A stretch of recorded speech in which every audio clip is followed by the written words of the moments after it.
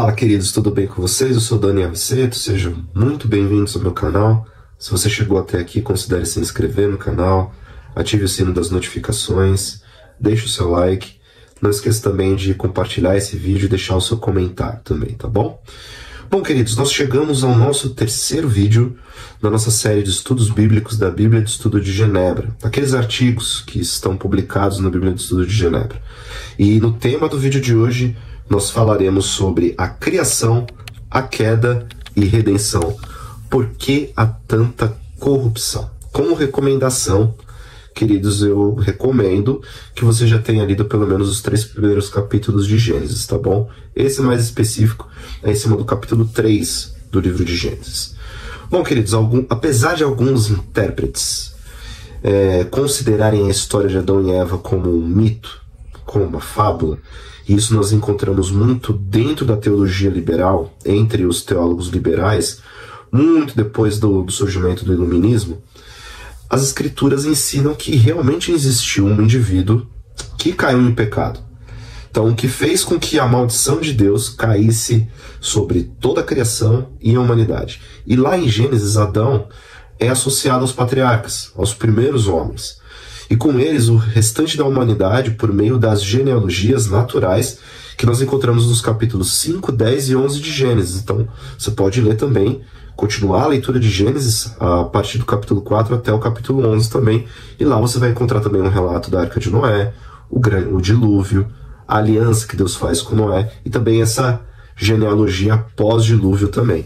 Então, de fato, queridos, isso deixa muito claro que Adão existiu no tempo, no espaço, na história, tanto quanto Abraão, Isaac e Jacó. E além disso, o apóstolo Paulo indica que a origem da condição humana decaída foi o pecado de um homem real, um homem que realmente existiu. E esse homem se chama Adão. E Paulo descreve Adão como nosso antepassado comum. Veja só o que diz o relato de Atos, no capítulo 17, versículo 26. De um só fez toda a raça humana, para habitar sobre toda a face da terra, havendo fixado os tempos previamente estabelecidos e os limites da sua habitação. Em Romanos, no capítulo 5, versículos 12 a 14, olha só o que diz o apóstolo Paulo. Portanto, assim como um só homem entrou o pecado no mundo, e pelo pecado a morte, assim também a morte passou a todos os homens, porque todos pecaram. Porque até o regime da lei havia pecado no mundo, mas o pecado não é levado em conta quando não há lei. Entretanto, reinou a morte desde Adão até Moisés, mesmo sobre aqueles que não pecaram à semelhança da transgressão de Adão, o qual prefigurava aquele que havia de vir. 1 Coríntios 15, 22, também Paulo diz, porque assim como em Adão todos morrem, assim também todos serão vivificados em Cristo.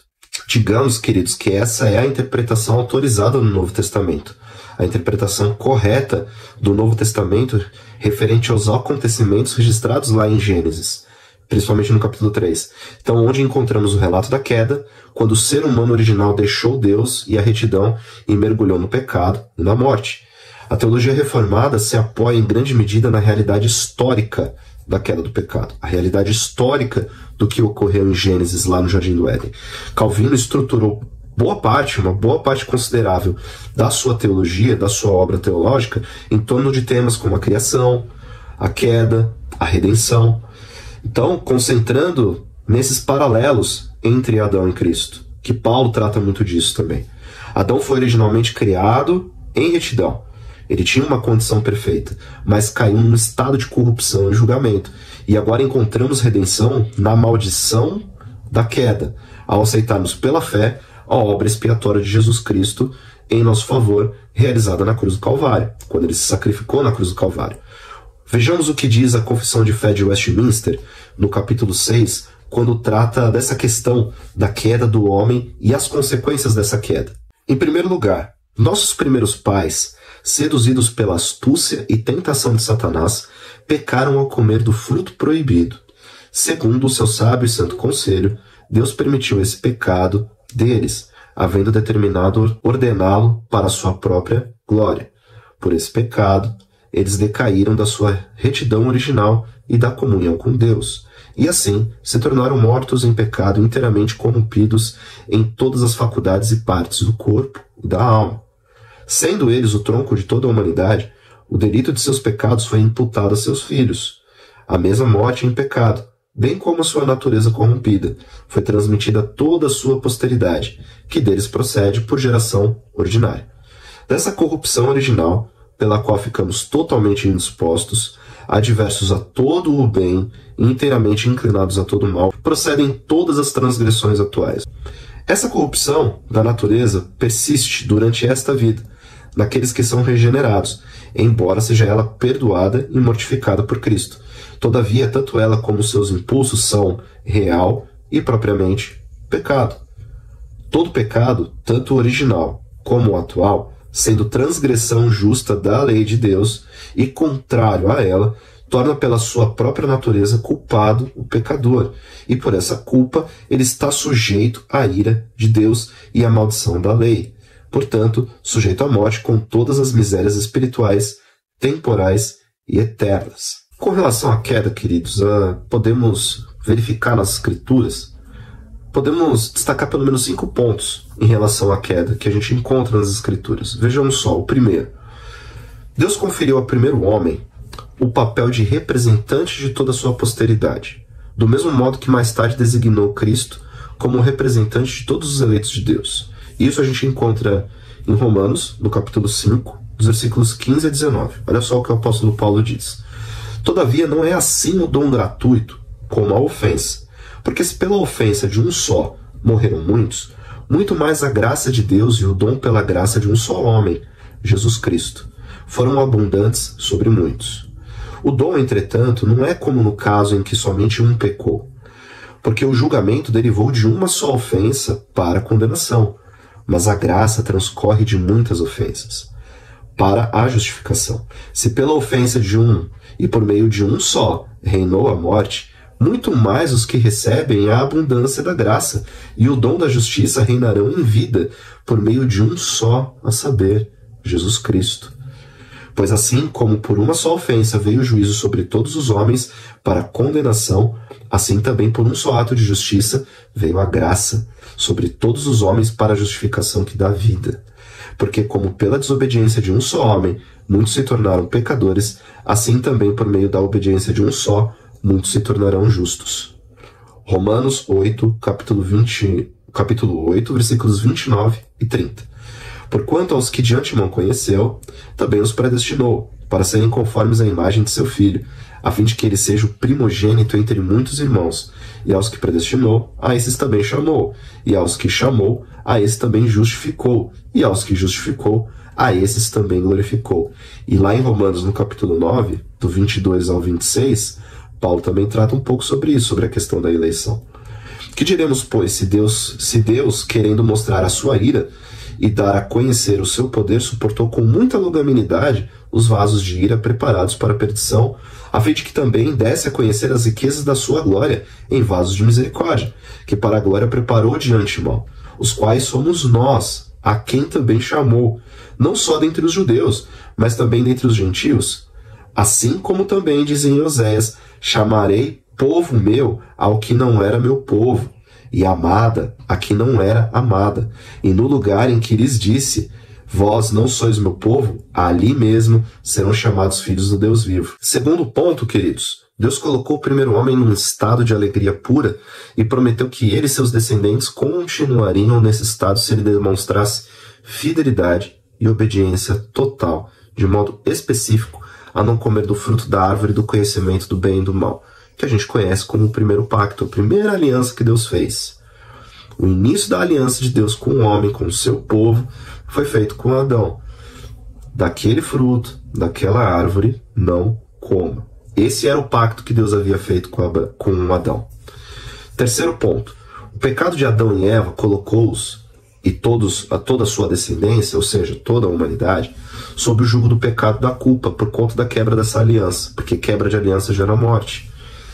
De modo que eles e todos os seres humanos passaram a sentir vergonha e medo diante de Deus.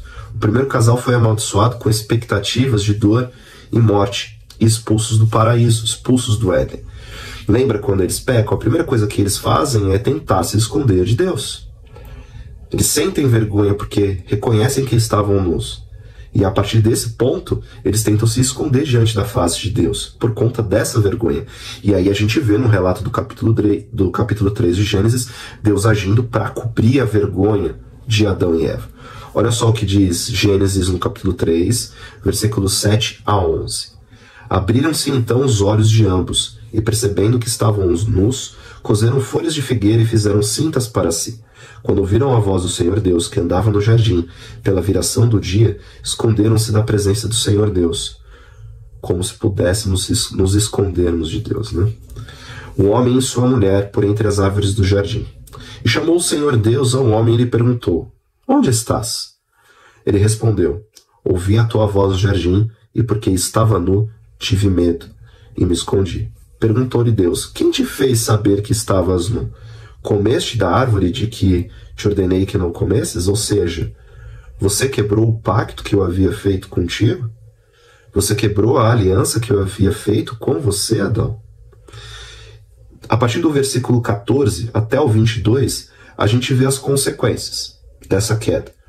Deus amaldiçoando a serpente, Deus questionando Adão e Eva, Deus fazendo questionamentos ali, fazendo a promessa do descendente, a promessa de Cristo, mas ao mesmo tempo a gente vê como consequência a expulsão de Adão e Eva do jardim por conta do pecado que eles haviam cometido. Então lá no versículo 22 do capítulo 3 de Gênesis, a gente vê a expulsão dos dois do jardim do Éden. Diz assim, ó: Então disse o Senhor Deus: Eis que o homem se tornou como um de nós, conhecedor do bem e do mal. Assim, que não estenda a mão e tome também da árvore da vida e coma e viva eternamente. O Senhor Deus, por isso, o lançou fora do jardim do Éden, a fim de lavrar a terra de que fora tomado. E expulso o homem, colocou querubins ao oriente do jardim do Éden e o refugiu de uma espada que se revolvia, para guardar o caminho da árvore da vida. Quarto ponto, queridos. Toda a criação foi colocada sob uma maldição divina, em consequência do pecado de Adão e Eva.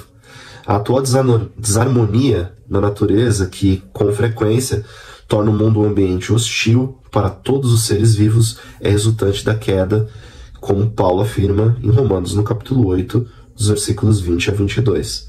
Pois a criação está sujeita à vaidade, não voluntariamente, mas por causa daquele que a sujeitou, na esperança de que a própria criação será redimida do cativeiro da corrupção, para a liberdade da glória dos filhos de Deus. Porque sabemos que toda a criação, a um só tempo, geme e suporta angústias até agora. E não somente ela, mas também nós, que temos as primícias do Espírito, igualmente gememos em nosso íntimo, aguardando a adoção de filhos, a redenção do nosso corpo. E o quinto ponto, queridos, que nós encontramos nas Escrituras referente a esse tema da queda, diz respeito à promessa de restauração que Deus faz logo nesse relato da queda, lá em Gênesis, no capítulo 3, versículo 15. Então, já nos dias de Adão e Eva, Deus começou a demonstrar misericórdia mediante a sua promessa de que um dia a descendência da mulher feriria a cabeça da serpente. E essa promessa se cumpriu em Cristo, na cruz do Calvário, que redime o seu povo e restaura a criação à sua ordem devida. Então, nesse relato, nós vemos já Deus prometendo a vinda de Cristo. E essa promessa do versículo 15 de Gênesis 3 se cumpre na cruz do Calvário. Quando Jesus Cristo morre na cruz do Calvário, recebe toda a ira do pecado, toda a ira de Deus, se torna maldição, se faz maldição por nós, morre pelos nossos pecados, resgata a autoridade que foi entregue para a antiga serpente, que é Satanás. Ele resgata essa autoridade na cruz do Calvário, e a partir daí essa promessa se cumpre. Olha só o que diz o texto: porém inimizade entre ti e a mulher, entre a tua descendência e o seu descendente. Este ferirá a cabeça, e tu lhe ferirás o calcanhar. Essa promessa se cumpre no sacrifício de Jesus na cruz do Calvário. E lá em Apocalipse, no capítulo 21, dos versículos 1 a 5, nós vemos a restauração de todas as coisas, quando João vê a nova Jerusalém que desce dos céus. Diz assim: vi novo céu e nova terra, pois o primeiro céu e a primeira terra passaram, e o mar já não existe. Vi também a cidade santa, a nova Jerusalém, que descia do céu da parte de Deus, ataviada como noiva adornada para o seu esposo. Então ouvi grande voz vinda do trono, dizendo: Eis o tabernáculo de Deus com os homens. Deus habitará com eles. Eles serão povos de Deus, e Deus mesmo estará com eles. E lhes enxugará dos olhos toda lágrima, e a morte já não existirá. Já não haverá luto, nem pranto, nem dor, porque as primeiras coisas passaram. Condição em que a criação estava, passou. Aquele que está sentado no trono disse: Eis que faço nova todas as coisas. Aleluia. E acrescentou: Escreve, porque estas palavras são fiéis e verdadeiras. Deus é fiel e justo para cumprir a sua palavra. A narrativa da queda, essa narrativa, fornece uma explicação histórica convincente da perversão humana e da corrupção de toda a natureza, de toda a criação. Se não crermos na veracidade desse relato, se não crermos na veracidade do relato de Gênesis, do relato da queda, dessa condição, teremos grande dificuldade em entender Cristo como quem o Novo Testamento descreve como o último Adão. Entende a importância de interpretarmos Gênesis de uma forma como um relato histórico que realmente aconteceu? Porque se eu trato Gênesis, esse relato da queda, esse relato da existência de Adão e Eva, apenas como uma fábula, eu coloco em xeque todo o plano da redenção. Se esse relato é apenas uma fábula, não existe a promessa de um descendente que pisaria a cabeça da serpente, que derrotaria Satanás na cruz do Calvário. Essa promessa não existe. Então, logo, o apóstolo Paulo também é um mentiroso. É um mentiroso porque ele faz essa analogia entre o primeiro Adão e o segundo Adão. O primeiro Adão natural e o segundo Adão espiritual, que é Cristo, o nosso Senhor. Então, esse último Adão, que Paulo relata, por exemplo, no capítulo 15 da primeira carta aos Coríntios, por meio da sua morte sacrificial e ressurreição, revogou todos os efeitos trágicos dos atos do primeiro Adão. Então, esse relato que Paulo faz no capítulo 15 da primeira carta aos Coríntios, de nada vale. Se tratarmos o Gênesis, o capítulo 3 de Gênesis, por exemplo, como uma fábula, como algo que não existiu, apenas uma forma de contar como que o homem peca, como que o homem usou o livre-arbítrio dele no Jardim do Éden, uma fábula, algo que não existiu, apenas para tentar representar a maldade do homem, esse relato de que Jesus restaura e revoga os efeitos trágicos cometidos por Adão não são verdadeiros. Olha só o que Paulo diz no versículo 22 do capítulo 15. Porque assim como em Adão todos morrem, assim também todos serão vivificados em Cristo. Adão foi o representante da humanidade, no teste que Deus o submeteu ainda no Jardim do Éden. A escolha que Adão fizesse afetaria toda a sua descendência, pois ele era o cabeça dela. Adão era o representante dos seres humanos, é o representante natural da humanidade. Adão escolheu a rebelião, e como consequência disso, toda a sua descendência foi envolvida nessa rebelião. Nós fomos envolvidos nessa rebelião. De nada adianta as pessoas culparem Adão por sua escolha, porque diante de Deus nós estávamos em Adão, nós estávamos naturalmente unidos com Adão. Da mesma forma como fomos incluídos por natureza nas atitudes de Adão, de modo que suas atitudes podem ser consideradas também como nossas atitudes, porque Adão era representante dos seres humanos, também espiritualmente somos incluídos em Cristo, de modo que as atitudes de Cristo passam a ser também as nossas atitudes, unidos com Cristo em sua morte, unidos com Cristo em sua ressurreição. Calvino disse que nós devemos entender que enquanto Jesus permanecer exterior a nós e estivermos separados dele, tudo o que ele sofreu e fez para a salvação da raça humana permanece inútil e sem qualquer valor para nós. Todos que confessam Jesus como Senhor e Salvador de suas vidas tiveram seus pecados perdoados na cruz do Calvário, pois na cruz Jesus pisou a cabeça de Satanás, a antiga serpente, e na sua ressurreição derrotou o poder da morte. Ele matou a morte. Amém? Bom, queridos, se você chegou até aqui, considere se inscrever nesse canal, ative o sino das notificações. Não esqueça de deixar o seu like, curta esse vídeo, comenta, compartilha, deixa o seu like porque ajuda o YouTube a recomendar esse vídeo para mais pessoas, tá bom? Não perca a sequência dessa série, tá bom, queridos? Portanto, que Deus os abençoe e até o próximo vídeo.